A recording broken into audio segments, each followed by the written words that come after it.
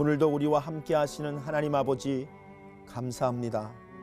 하나님께서 귀한 날을 열어주셨음에 이 날이 저희들의 날이 된 줄로 믿습니다.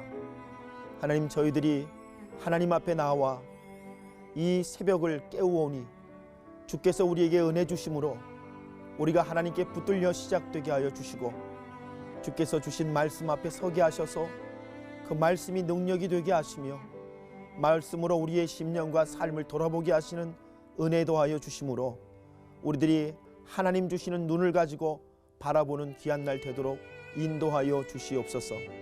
삶의 많은 일들, 어려운 문제들 주여 말씀으로 풀어갈 수 있도록 도와주시고, 은혜로 풀어갈 수 있도록 도와주시고, 하나님 주시는 말씀 가지고 승리할 수 있는 저희들 되도록 인도하여 주시옵소서.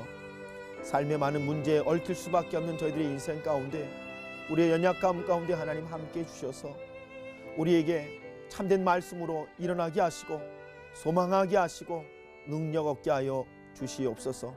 오늘도 우리를 복주시고 인도하시며 하나님의 사람으로 빚어가시는 우리 주님 예수님의 이름으로 감사하며 기도하옵나이다.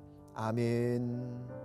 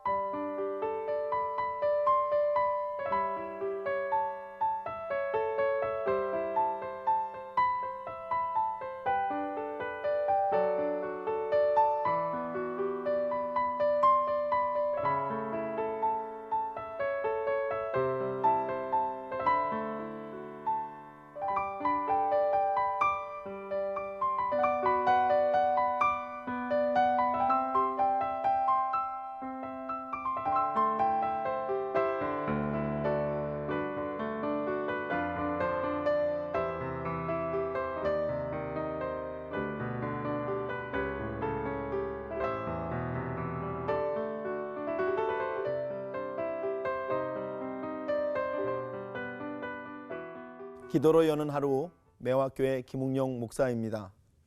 오늘은 사도행전의 말씀을 의지해서 베드로의 눈이라는 제목으로 우리 함께 은혜 받기를 원합니다. 지난주에 우리가 오순절 성령 강림의 사건을 함께 말씀을 나누면서 그것이 영적으로 어떤 의미인가 그런 말씀들을 함께 나누었었습니다. 오늘은 사도 베드로께서 오순절 강림의 사건을 해석하시는 말씀을 우리가 함께 듣게 되었습니다. 오순절 성령의 강림의 사건이 일어나고 나니까 예루살렘 사람들 가운데 놀라운 혼란과 놀라운 당황스러움이 일어났습니다. 너무나 당연하지요. 생전 보지도 못했던 일들이, 경험해 보지 못했던 일이 일어났을 때에 예루살렘 주민들이 이 일 때문에 당황하고 혼란스러워했다고 성경이 말씀하고 계십니다. 그래서 사도 베드로께서 이 오순절 성령 강림의 사건에 대해서 해석을 하시면서 예루살렘 사람들에게 말씀하시는 말씀이 오늘 말씀이십니다.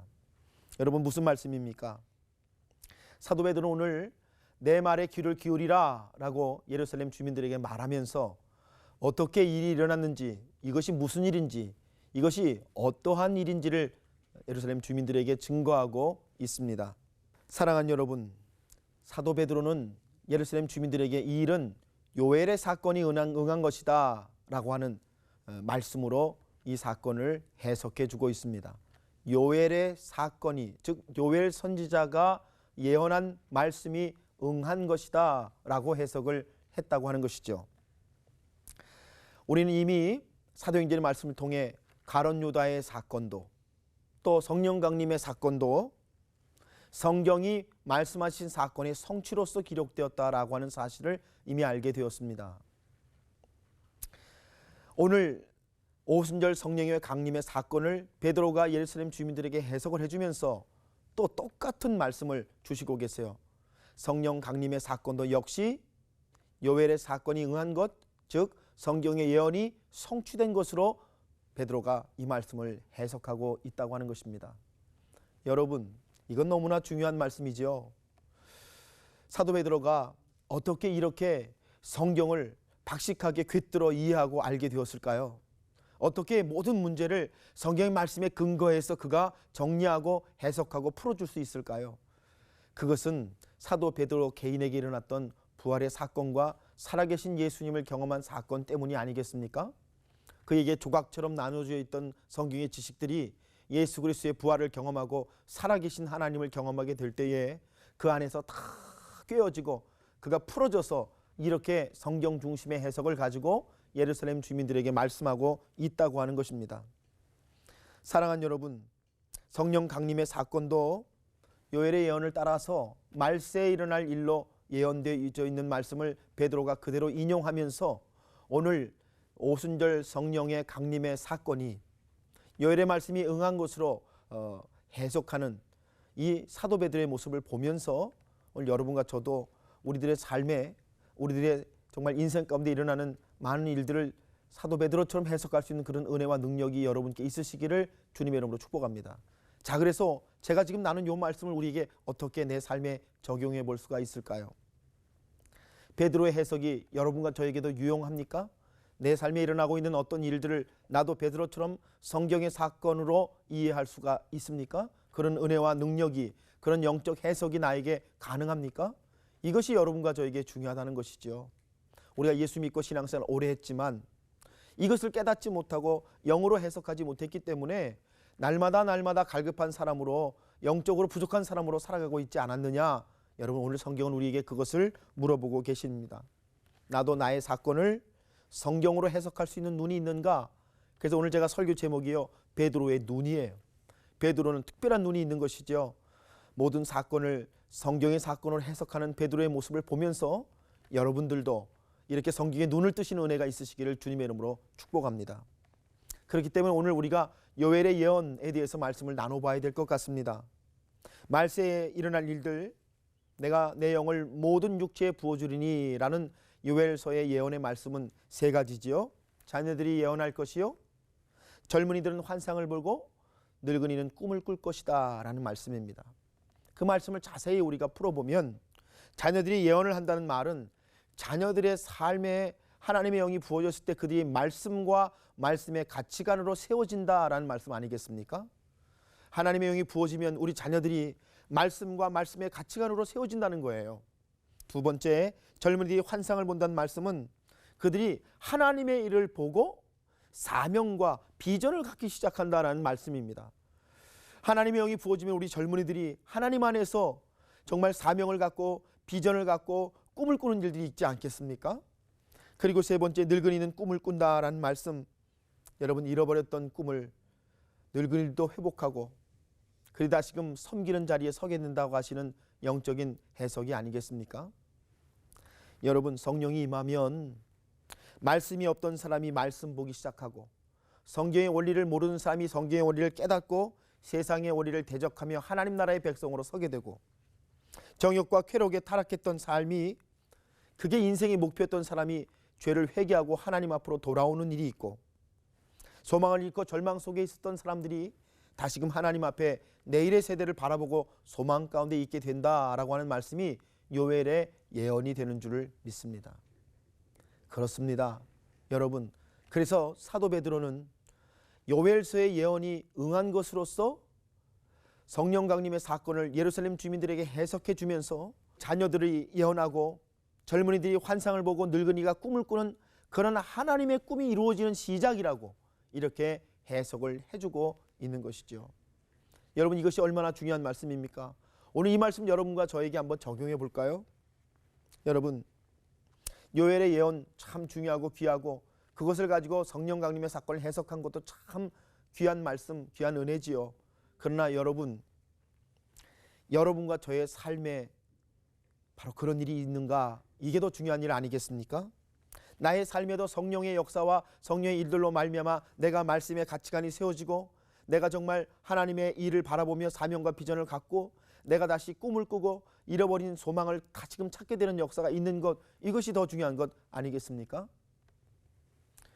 사도 베드로는 성령의 강림의 사건을 보면서 그것만 바라보고 있지 않아요. 이 세대가 어떻게 될 것인가, 그래서 오늘 우리들의 세대가 어떻게 될 것인가를 바라보며 말씀해 주시고 있다고 하는 것이지요. 그런 것처럼 여러분과 제가 한번 적용해 보십시다. 나에게도 하나님 성령의 일이 일어나게 하셔서 내가 그렇게 하나님께서 원하신 일들이 일어나는 하나님의 사람이 되게 하여 주시옵소서. 말씀의 가치관, 꿈꾸는 사명, 회복과 섬김이 나에게 일어나게 하여 주옵소서. 그렇게 고백할 때에 여러분, 이것이 베드로의 해석이고 베드로의 눈처럼 우리의 해석이고 우리의 눈이 될 수 있을 줄로 믿습니다. 그래서 마지막으로요, 오늘 성경이 이렇게 말씀하시죠. 피와 불과 연기라는 말씀을 주시면서 이런 말씀을 하세요. 종말의 때에는 피와 불과 연기가 피어나는 때라고 말씀하고 계십니다. 그 말씀은 정말 우리의 신앙에도 어떤 때가 있다는 말씀이에요. 환난과 고난과 역경의 때가 있다고 하는 말씀이시고, 그런데 중요한 것은 그런 때에 바로 하나님의 영이 임하시는 때라는 말씀을 주시고 계신다고 하는 것입니다. 어둠의 시간이 성도에게는 회개의 시간이요, 거듭남의 시간이 될 수 있다고 하는 말씀이시죠. 사랑하는 여러분, 아무도 예수를 따르지 않고 아무도 예수를 인정하지 않는 시대에 주께서 오셔서 성령의 강림의 사건을 일으켜 주시고 많은 사람들 하여금 하나님의 영으로 회복된 역사가 일으켜 주셔서 그들을 하나님의 자녀로 삼으신 것처럼, 여러분, 오늘 우리들의 시대에도 하나님께서 우리를 성령의 임재를 주어 주셔서 우리로 말하면 눈을 뜨고 하나님의 일들을 바라보게 하신 그런 역사가 있겠다고 하는 말씀이시죠. 그래서 여러분, 오늘 말씀의 결론이 뭐예요? 누구든지 주의 이름을 부르는 자는 구원을 얻으리로다 하는 말씀을 주시는 것이 오늘 말씀의 결론입니다. 사랑하는 여러분, 우리가 우리의 때에, 우리의 시절에 주의 이름을 부를 때에 우리를 하늘에 속한 자로 부르시고 우리를 구원하신 하나님의 놀라우신 역사가 계시는 줄로 믿습니다. 여러분의 때는 언제세요? 여러분의 때는 지금 어느 때이십니까? 그때 베드로처럼 눈을 열어 하나님의 역사를 바라보시면서 승리하신 여러분이 되시길 바랍니다. 사랑하는 여러분, 오늘 말씀을 정리하시면서 돌아보시면서 여러분에게 주시는 은혜를 가지고 이 시간 같이 함께 기도하시는 시간을 가졌으면 좋겠습니다. 우리 함께 기도하겠습니다.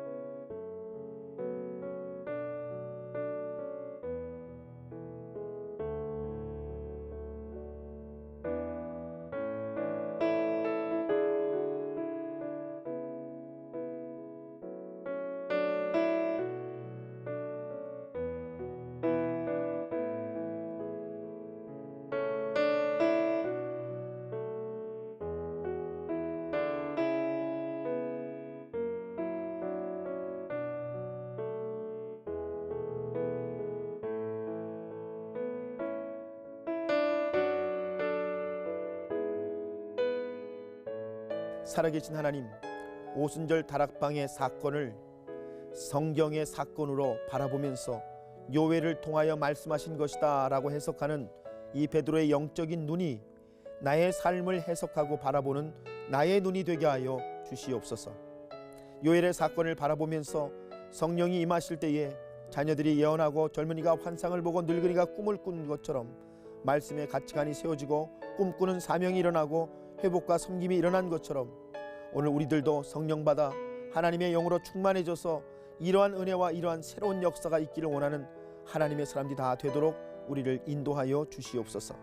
하나님, 어두운 때일수록 오히려 하나님을 만날 시간이요, 회개할 시간이요, 거듭남의 시간 될 수 있을 줄 믿습니다. 성령이 임하시면 우리에게 바로 이 어두운 시절이 변하여 주의 이름을 부르며 구원받는 역사가 있는 새 시절이 도래할 줄 믿사오니 하나님, 우리가 이 말씀 의지하여 오늘도 성령 하나님 사모하고 성령 하나님과 승리하는 놀라운 일들이 있도록 인도하여 주시옵소서. 하나님께서 오늘 한 날도 지켜주시고 우리 성도들의 삶에 말씀의 은혜로 인도해 주셔서 승리하게 하여 주심을 믿사옵고 예수님의 이름으로 기도하옵나이다. 아멘.